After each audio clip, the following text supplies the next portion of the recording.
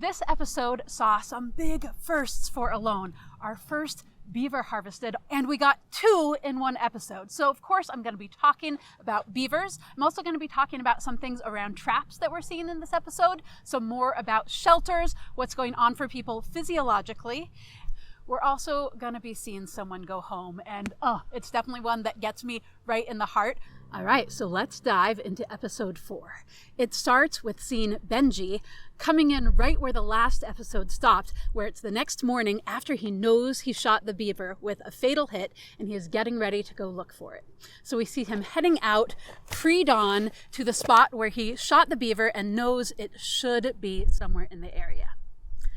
So there's Benji heading out looking for his beaver, and he's talking about really hoping that it is dead and that it didn't make it all the way back to its lodge before it died. One thing that he's doing that I think is really wise is being sure to have an arrow on the string nocked and ready to go as he's looking for that beaver.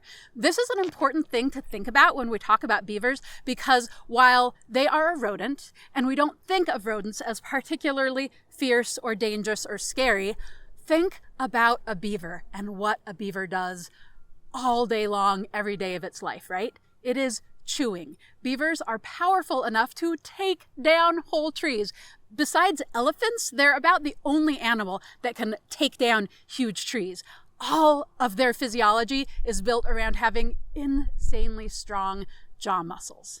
Let's take a look at this drawing of beaver jaws. And you can see that almost their entire skull is geared towards having these enormous muscles. Those jaws are so powerful, they can take a huge chunk out of hardwood, right? So they could take your finger off like nothing. So having an arrow strung and being prepared for that and knowing that that's the reality of an injured beaver, really, really smart of Benji. So I appreciate him demonstrating this really critical survival skill when it comes to going to find a potentially injured beaver. Luckily, it is not injured. It is dead. And oh my gosh, right? Amazing that he's able to find it. What seems, who knows how much editing was done, maybe he was looking for hours, but what seems like pretty quickly, there is his beaver lodged in those alders. And it's awesome that Benji was paying enough attention to that beaver's habits that he knew where to start looking for it. Oh my gosh.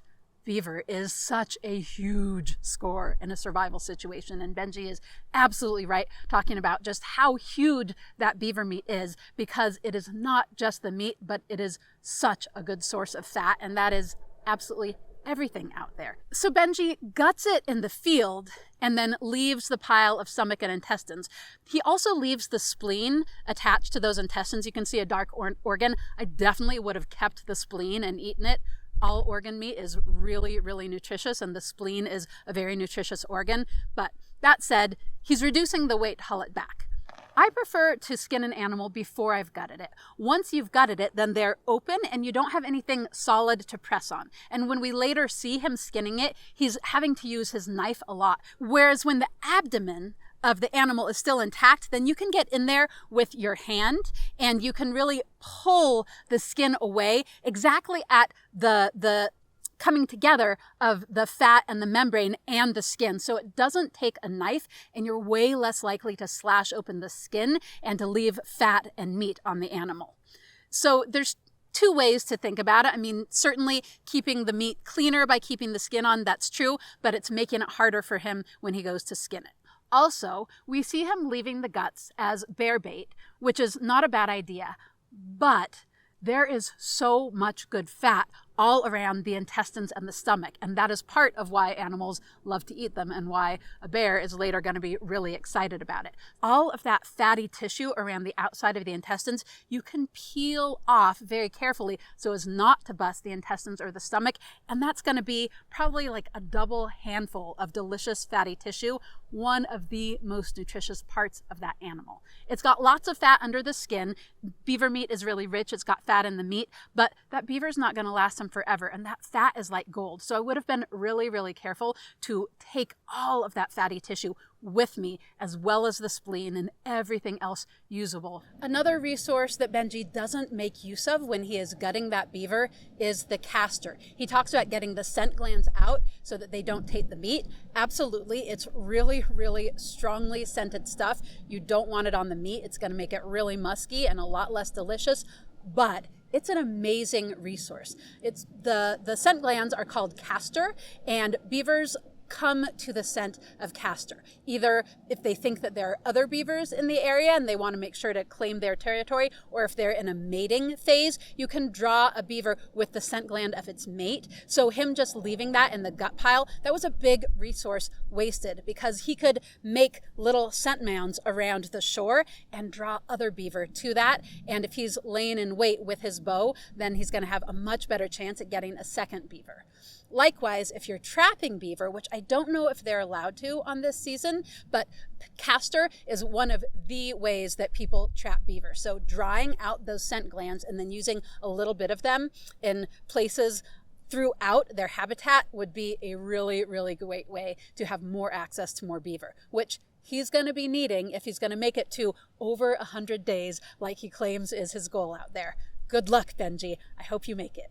And then we come to Temujin and we see him building a raised bed platform, which is a brilliant idea. I'm definitely a big fan of raised bed platforms in these kinds of situations, particularly in that climate where it is so damp. Being up off that wet ground is going to make a big difference in calorie conservation and keeping your gear dry. And of course, heat rises. So if you're in a shelter, then you want to be closer to the top. You can do that by lowering the top, like Carrie did with a low slung shelter. Or if you have a shelter like Temujin's with a higher ceiling, get yourself up higher when you're sleeping so that you're not burning so many calories, keeping yourself warm. We see Temujin making a powered snare mechanism, and he's using what is a fairly classic trigger style, which is called an L7. So you have an upright in the ground, which has a groove cut in it. So basically it looks like a 7. And then you have your upper piece, which looks like an L, and the two hold in together. And the upward pressure keeps them together. But so that there's just enough force that a little bit of sideways pressure is going to knock that L away from the 7 and allow that spring pole to spring up. So the L7 works on that. And the way he's doing it is he's using a snare out to the side. So the idea being that when that squirrel gets caught, it's going to run, and either direction that it goes is going to release that trigger and up into the air. One thing is that with snare wire, you don't necessarily have to have a powered snare, because the inclination of an animal when it gets caught in a snare is to run to get away from it. They don't know that that's exactly the opposite thing they want to do, because if they just stayed calm, they could probably pull that snare off of themselves, but by running they're going to be tightening it, and then they're going to be having the blood supply cut off to their head. I learned in a trapping course this summer that it's not actually the airway getting cut off, it is the arteries that are supplying the blood with oxygen, which is a much faster and more humane way to go. They're no dummies, their survival is more key to them than that one meal is to you. So if they see something foreign in their environment and they don't have to go through it, chances are good they're gonna go around. So if I was setting a snare like Temujin is, I would be building some kind of funnel that is not really obvious to the squirrel. So a few downed branches, not a solid fence of branches that the squirrel's going to be like, what is going on? This feels fishy. Just having enough debris that it's inconvenient for it to sidestep that snare, so it's going to go right through it. That would be a really good thing to do. So we'll see how successful Temujin is with his snaring, but if it was me, I would be altering my setup a little bit. We also hear Temujin talking about the craving and how challenging it is to deal with that craving. And I just have to say that anyone who hasn't gone weeks with very low to no calories cannot fathom the amount of hours every day you can think about food. It is unbelievable how much time you spend thinking about food of all kinds when you're really, really hungry. We circle back to Benji and we see him building a smoker. So he says, this is more meat than I want to eat right away, so I'm going to be preserving it for the long term, which is a great idea. I'm going to talk about some questions about the way he's going about that, but building a smoker, sweet. We also see him skinning it, and this is where I can see that he's probably really cutting into the hide a lot. It's hard to see visually the difference between the skin and the membrane and the fat because they're a really similar color and they're a really similar texture if you're not used to them. So as a hide tanner, I get so many hides from hunters who have slashed the crap out of their hide, not realizing it because they haven't gone all the way through. Ooh. Did you see that vulture come over my shoulder? I tell you what, when I'm doing these reviews and talking about people going really hungry out in the woods, it's kind of crazy how many vultures come by. It's pretty sweet. So Benji is both spending way longer skinning than he has to, using it with his knife, and doing damage to both the hide and the fat. We can see some fat is getting left on there and potentially cutting through the meat too. So again, this is where skinning it with the abdomen intact, where you can get in there and actually just push your fist in or a little hooked knuckle to separate that hide without cutting it at all, so much better. But he also didn't have to carry all the weight of those guts home. So, you know, positives and drawbacks to everything, which is a theme for these reviews, right? There are always a million different ways to look at it. None is right or wrong, but they're all going to yield slightly different results. Now we see Benji cutting up meat and throwing it in the smoker, which I think is a great idea. However, we see him throw the whole rack of ribs, 2 racks of ribs, in that smoker. And I'm really concerned about this because it is not a good idea to try to dry meat on the bone for long-term storage. To just smoke it like you would smoke some ribs for barbecue, no problem. But meat that's touching bone is going to have a really hard time drying because of course it can't get airflow around it, and touching the bone is going to make it more inclined to rot faster, and it's going to have fat trapped in there. Beaver's already a fatty meat, so it's already going to be challenging to dry, so doing everything you can to help it is smart. It's hard to remove all of the meat from the ribs, so I wouldn't have even tried to do that. What I would have been doing is eating those ribs first thing, and then taking the bigger muscles, which are more appealing to eat, right? You want to go for that big, meaty thigh, but better to take those big muscles and cut those into really thin strips and dry those. And all of those little bits that are around the bones, those are the things that you want to be eating fresh and not bothering trying to dry. So I'm a little concerned that he's going to be running into some issues with some of this meat. We have seen in previews of other episodes him starting to have some gut issues, and I'm wondering if it's related to that. So crossing my fingers that that isn't what does it, but I would have gone about eating it a little bit different. Oh my gosh, watching him eat that fatty, delicious meat, I'm just so with him and what it is to a body that has been starved for so long to have that level of not just food, but fatty food. It's amazing. And we can see the sheen on his lips, so you can really see how fatty delicious it is, right? It's written all over his face. Awesome. Congratulations, Benji. Looks amazing. I feel for Terry deep in my guts. It is something that we don't hear a lot about on Alone because, like Terry, people don't feel that comfortable talking about it. But constipation is a major issue on Alone. I talked about this in my last review. When you go from eating a ton of food to dramatically reduced calories and dramatically reduced volume, your digestive system shifts and it doesn't have those same impulses to be pushing food out. So Terry says, I guess I'm just burning everything up without much leftover. I don't think that's what's happening, Terry. I think it's just not moving through. And that becomes a bigger and bigger problem over time because the longer your food sits in your intestines, the more water gets drawn out of it and the harder it gets, which makes it a lot harder to push out, of course. I talk at length about this issue in my video, Let's Talk About Poop on Alone. Check it out. It's a big issue. And I'm with you, Terry, because I experienced this as well. They never put it on the show on season 6, but I had 2 different periods of going 16 days without pooping. And I really thought that I might be taken out by helicopter because of that. I really thought that it might be a medical evacuation because it was getting dire. That experience of just being cramped up with your guts telling you you have got to poop and trying and not being able to, it is brutal. It really feels life and death. And it can be. And we have seen people taken out by this issue before. Michelle on my season 6, got taken out by it. Jesse in season 5, who ate a ton of tree bark, had massive fecal impaction, had to get flown out to the helicopter.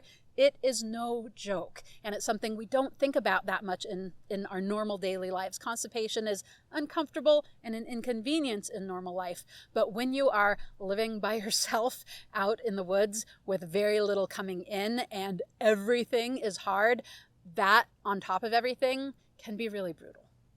Want to remind you to please like the video, subscribe to my channel, and if you want to know when my videos come out, hit the notifications bell. Also, all kinds of awesome benefits from joining my Patreon team. Lots going on about Alone this summer.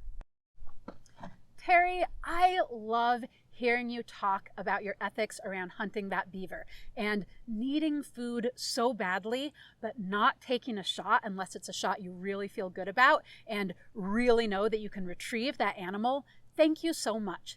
I really love what you share about what makes the hunter is not what they shoot at, but what they choose not to shoot at. That restraint is what separates the good hunter from the mediocre hunter. So with you. Thank you for that. And I just love, love, love that you are demonstrating that to all of these people who know what a big deal it is for you to choose not to take every opportunity to get food out there. So really well done. And I feel that the land pays attention, and I think that showing that ethic is part of why Labrador worked with you and wanted to feed you. I love that we see Temujin slurping his bunchberry concoction. Looks like there's some Labrador tea leaves in there as well, and that he talks specifically about that from a physiological and a medical perspective. I want to encourage you guys to check out Temujin's reviews. He is a doctor, the first doctor we've had on Alone, so his perspective of what's happening medically, physiologically out there for himself and others is really, really high quality information. Really cool to check out. And oh my gosh, we get to see Temujin getting a grouse, his first meat. What is it, day 18? And he gets his first meat out there.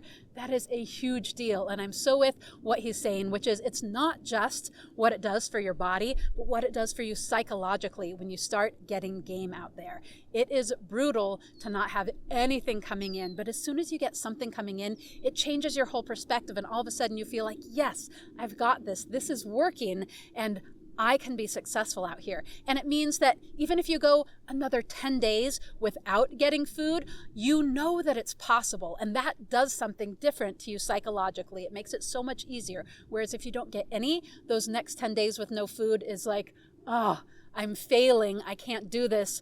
I got to get out of here. So all the difference in the world on a lot of different levels. We do see Temujin cutting up that breast and cooking it on the fire over a stick, and we see a lot of bones with meat on them sitting around there. I really, really hope that all of that goes into the pot and that he boils it all down. I think he probably will, because he talks about boiling the skin, but while on the first couple episodes we saw everybody cooking their food down in water or in a pot, this episode we're seeing a little bit more of folks cooking over the fire without anything beneath it. Again, potentially losing fat, losing blood. So hope that folks go back to really cooking the heck out of things in a pot with water so they get all the food value out of that game that they're bringing in. Check out part 2 for more about the rest of this episode. Some big shifts for Terry, some hard shifts for Igor, and some strategies for how they can do a little bit better with not missing their loved ones so much out there, and how these folks are dealing with the loneliness of that level of isolation.